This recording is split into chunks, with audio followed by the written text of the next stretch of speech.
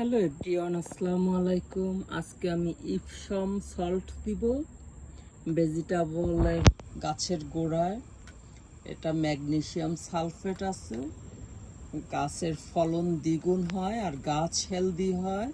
আমি এটার 1 চামচ 1 স্পুন পরিমাণ নিয়েছি। আর আমার এটা গ্যালন পট, 1 গ্যালন পানির মধ্যে আমি এই ইপসম সল্টটা দিব।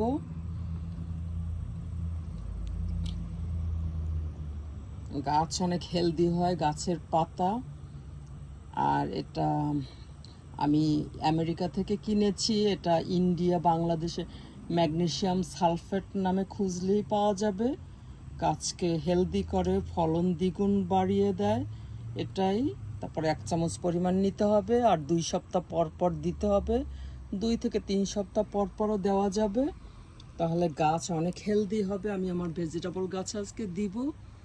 এই যে আমি লাউ গাছ লাগিয়েছি, সিম গাছ লাগিয়েছি, ঢেঁড়স গাছ, কুমড়া গাছ, টমেটো গাছ। এই গাছগুলোতে দিলে অধিক পরিমাণে ফলন আসে। বেগুন গাছ, এই গাছগুলোতে দেওয়া যাবে।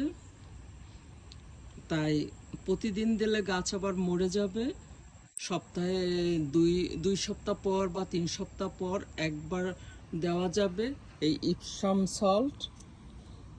তাহলে গাছ থেকে অনেক ফলন আশা করা যায়। By everyone.